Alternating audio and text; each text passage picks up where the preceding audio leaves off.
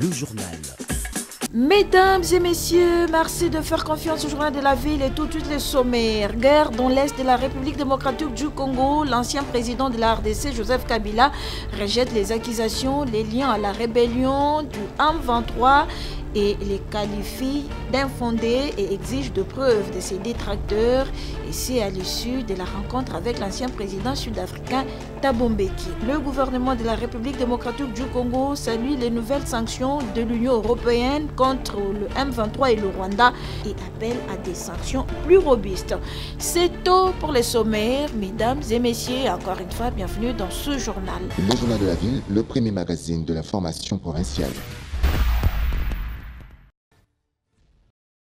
Le président de l'Assemblée nationale, l'honorable Vital Kamerhe, a échangé le mardi 18 mars 2025 avec l'ambassadeur extraordinaire et plénipotentiaire de la République de Serbie près la République démocratique du Congo, la République du Congo, le Cameroun, le Tchad ainsi que la République centrafricaine. Les diplomates serbes est venu réitérer le soutien indéfectible de son pays à la République démocratique du Congo en ce moment crucial où elle fait face à une guerre d'agression et une violation de son intégrité territoriale. C'était l'occasion aussi pour Mirol Jevtic d'évoquer les trois secteurs primordiaux dans lesquels la Serbie est disponible à intensifier sa coopération avec la RDC. Il s'agit notamment, a-t-il fait savoir, de l'industrie militaire dans laquelle la Serbie est parmi les leaders en Europe, l'agriculture. Dans ces domaines, la Serbie figure parmi les plus grands producteurs du maïs, des fruits et des légumes au monde. La restructuration de l'armée, principalement la formation des officiers supérieurs et le développement de la médecine de guerre. Je viens de parler avec son Excellence, président de l'Assemblée nationale. Le but de ma visite était d'échanger avec son Excellence, qui est un intellectuel d'abord, un très grand intellectuel, en plus un politicien excellent, sur la situation qui se déroule dans votre pays. Je suis venu pour se renseigner de ça. Il m'a très bien informé. Et je suis vraiment beaucoup plus au courant de tout ce qui se déroule chez vous. Et on a parlé de la coopération future qui doit être entre nos deux pays. Son Excellence Félix-Antoine Tshisekedi Tshilombo, donc frère de notre président, quand il a visité Serbie, il a fait une stratégie de développement des rapports entre deux pays en nous transformant dans les alliés stratégiques. Donc alors, on a parlé des domaines dans lesquels on peut coopérer. Et on se concentrait sur trois trucs. D'abord, l'agriculture, qui est très important pour vous. Alors, l'industrie et la coopération dans le domaine de la défense. Dans tous les trois, nous, on est très capables d'être un allié digne de la confiance de votre pays. La Serbie appartient parmi les plus grands producteurs de la munition en Europe. Donc on est plus grand producteur que de très grands pays de l'Union européenne, vous comprenez. Donc Serbie est vraiment capable de vous fournir tous ces trucs-là qui sont dans le besoin de votre défense. Très intéressé par cette main tendue par la Serbie, le speaker de la Chambre basse du Parlement a rappelé l'intérêt majeur que la République démocratique du Congo a de coopérer avec ses pays frères qui a relevé les grands défis du développement dans les domaines de l'industrie et dans les domaines militaires en construisant une armée forte et suréquipée après le démantèlement de l'ex-Yougoslavie. Le besoin majeur de la RDC étant la restructuration de son armée, cette main tendue par la Serbie tombe donc à point nommé.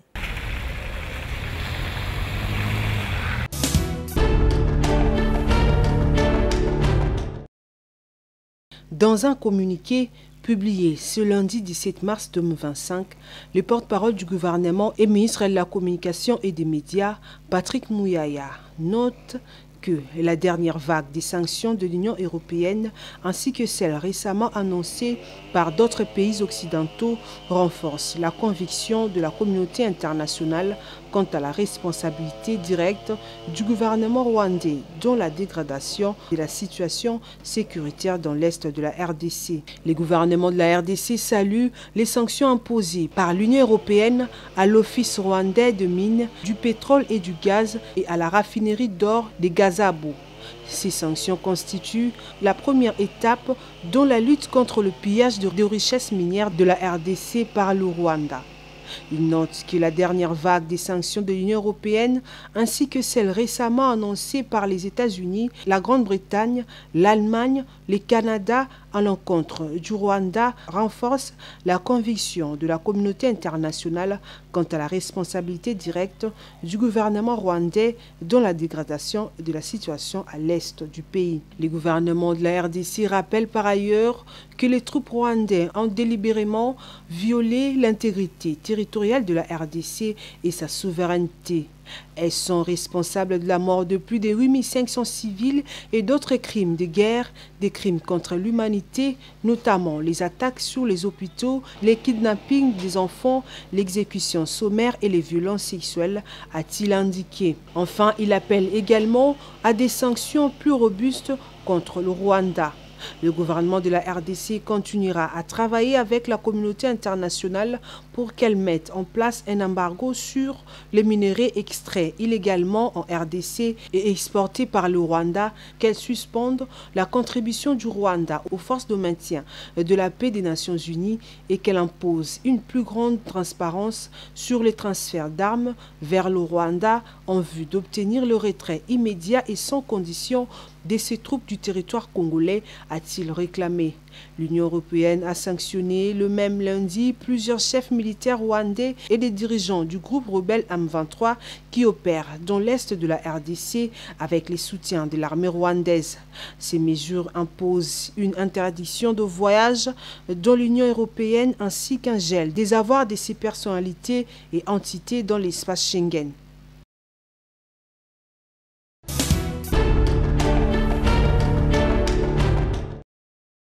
Renforcer la solidarité intergénérationnelle pour le bien-être durable, c'est le thème mondial retenu pour la célébration de la Journée mondiale du travail social. C'est 18 mars 2025, une journée qui n'est pas passée inaperçue en République démocratique du Congo. La solidarité des Congolais en temps de guerre. La ministre des Affaires sociales, Actions humanitaires et solidarité nationale, Nathalie Aziz Mounana, fait un message à la population congolaise. Mesdames et messieurs, chers compatriotes, depuis 1983, le monde entier célèbre la Journée internationale du travail social.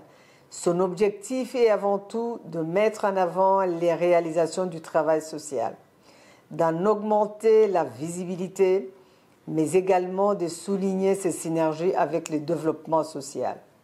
Cet engagement commun en faveur de la justice sociale, du développement inclusif et des droits humains est au cœur de cette journée dédiée.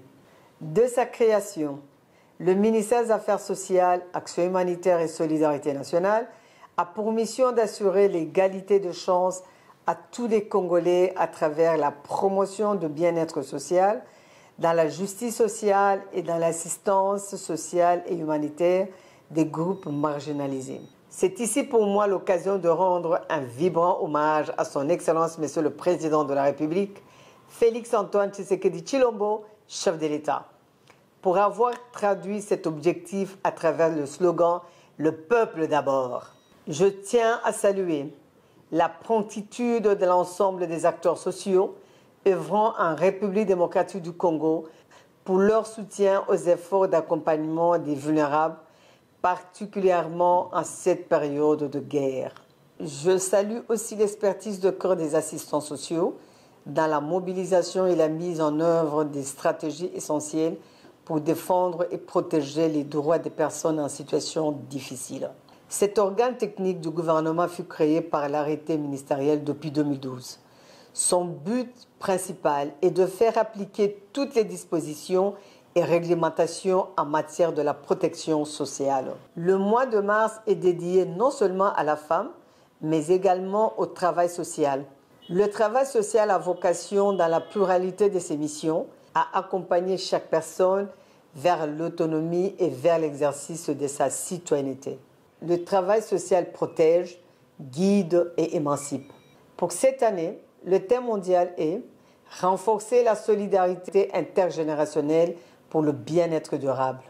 Le thème national est « La solidarité intergénérationnelle des Congolais en temps de guerre ».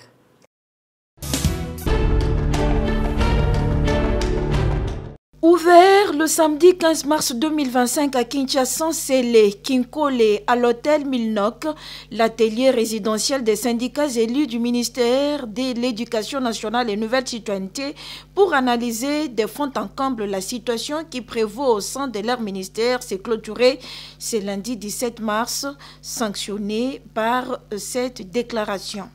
Nous, syndicats élus du ministère de l'Éducation nationale et Nouvelle Citoyenneté, avons analysé de fond en comble la situation qui prévaut au sein de notre ministère et avons fait les constats suivants.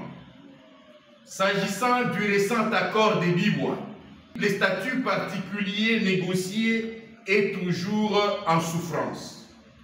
La commission interministérielle est déjà mise sur pied, mais les plénières tardent à être convoquées.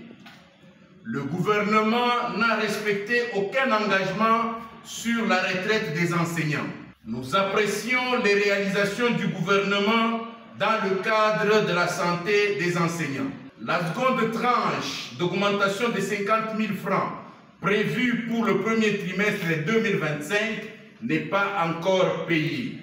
Le système de bancarisation des salaires des enseignants laisse à désirer, ainsi que la situation de la guerre à l'est de notre pays qui condamne de nombreux enfants à quitter le système éducatif, à subir toutes sortes de violences, dont l'enrôlement forcé dans la rébellion, leur avenir devenant ainsi incertain. Et après débats et délibérations, nous recommandons au gouvernement et au chef de l'État, président de la République, d'évaluer avec le banc syndical le système de bancarisation des salaires des enseignants, lesquels certains opérateurs de paye ont montré leurs limites. Nous citons Caritas, IFOD en l'occurrence. De compléter le montant en ce qui concerne la prime d'encadrement de la paye allouée au personnel administratif. De payer la seconde tranche des 50 000 francs acquis pour le premier trimestre 2025. De convoquer diligemment la commission interministérielle pour se pencher sur le niveau d'engagement du gouvernement dans tous les accords.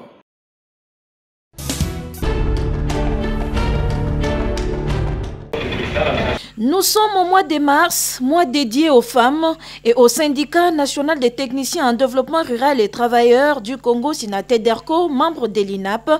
Les femmes sont mises au centre des ambitions avec l'élection de cette coordination de la cellule nationale des femmes SINATEDERCO qui vient d'être mise en place à l'issue des élections qui se sont déroulées ce mardi 18 mars 2025 à Mélévé, cadre choisi le Centre pour handicapés physiques. Composé de 14 membres élus aux différents postes stratégiques SINATEDERCO Femmes, la coordination de la cellule nationale des femmes SINATEDERCO aura pour mission de défendre et promouvoir les femmes syndicalistes. Bienvenue Moulenda, président de SINATEDERCO. Vous savez que nous sommes le mois de mars qui généralement est considéré comme étant le mois de la femme. Nous avons passé, nous, au SINATEDERCO, qu'il y a une autre manière de faire. La journée ou le mois de la femme n'est pas seulement, le 8 mars n'est pas seulement synonyme de porter le pagne. Nous avons organisé notre syndicat en dotant également cet espace de réflexion, cet espace de travail à ce qui concerne toutes les femmes membres. Nous avons la cellule nationale des femmes du SINATEDERCO. Aujourd'hui, nous avons mis la coordination de cette cellule nationale. Cette cellule nationale aura à réfléchir autour de toute la problématique de la femme dans l'administration publique, membre bien entendu du SINATEDERCO qui est notre syndicat. La coordonnatrice de la cellule nationale des femmes SINATEDERCO, élue Bénédicte Moulumba, livre ses premiers mots. Nous devons démarrer pour entretenir les femmes de notre cellule nationale des SINATEDERCO. Nous avons constaté que les femmes ont beaucoup de problèmes. Et à tout moment, on venait pour embêter le président, pour poser des problèmes. Alors il a décidé, il a trouvé mieux qu'on puisse avoir notre cellule qui parle des femmes. C'est pourquoi vous voyez derrière moi, il y a les femmes de toutes catégories. Elle appelle les femmes membres de sa coordination de s'élever et travailler dans l'unité pour les biens du Sinatedarko et du pays. Nous devons travailler main dans la main, nous devons lutter ensemble pour réussir, faire des stratégies qui peuvent nous amener à atteindre notre objectif.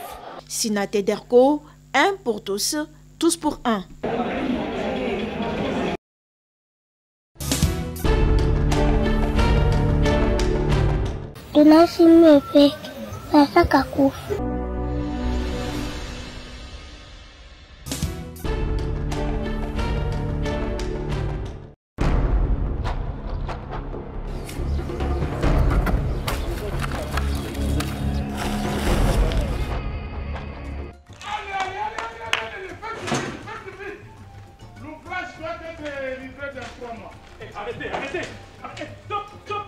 Monsieur, qui êtes-vous et qui est derrière vous? Je suis chargé des audits et enquêtes à l'ARMP.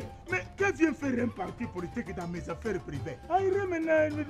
Autorité de régulation des marchés publics. Pas un parti politique. Autorité de régulation des marchés publics. Un établissement public créé par décret numéro 10/21 du 2 juin 2010 portant création, organisation et fonctionnement de l'ARMP. Je suis donc chargé des audits et enquêtes à l'ARMP. J'agis en qualité d'officier de police judiciaire à compétences restreintes. Alors dites-moi, comment avez-vous gagné ce marché public? Monsieur, vous êtes venu perturber mes affaires, rien que pour venir me poser la question de savoir comment est-ce que moi j'ai gagné ce marché. Monsieur, vous devez savoir qu'à une certaine catégorie de personnes, qu'on n'ose même pas poser ce genre de questions. Allez, continuez à travailler. Allez, arrêtez. Messieurs, il ne faut pas m'intimider. Dites-moi plutôt, comment avez-vous gagné ce marché? Je suis l'oncle de son excellence. Mais oui. Mais oui. C'est l'ARMP qui s'occupe du fonctionnement du système de passation de marché public en RDC. Et il y a une procédure à suivre, notamment la publication du plan de passation des marchés ayant obtenu l'avis de non-objection, la publication de l'avis de l'appel d'offres, la mise en concurrence des candidats et des soumissionnaires, l'attribution des marchés, la signature du contrat, son approbation et son enregistrement à l'ARMP. Monsieur,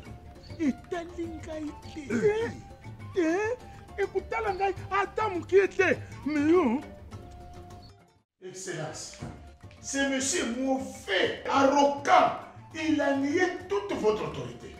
Mais mon oncle, ce n'est pas moi qui octroie les marchés publics. Nous devons tous nous conformer aux exigences de la loi relative aux marchés publics. Donc il y a une loi, hein? Bien sûr, mon oncle. C'est la loi numéro 10/010 du 27 avril 2010 relative aux marchés publics. C'est tout ce que je lui ai dit.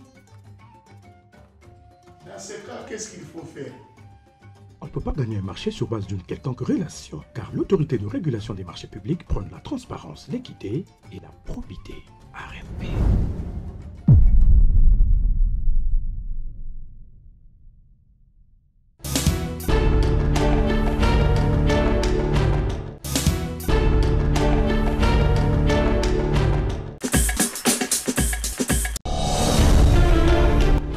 Nous sommes arrivés à la fin de ce journal de la ville. Mesdames et messieurs, merci de l'avoir suivi. Le prochain rendez-vous est fixé pour ce mercredi et d'ici là, portez-vous bien.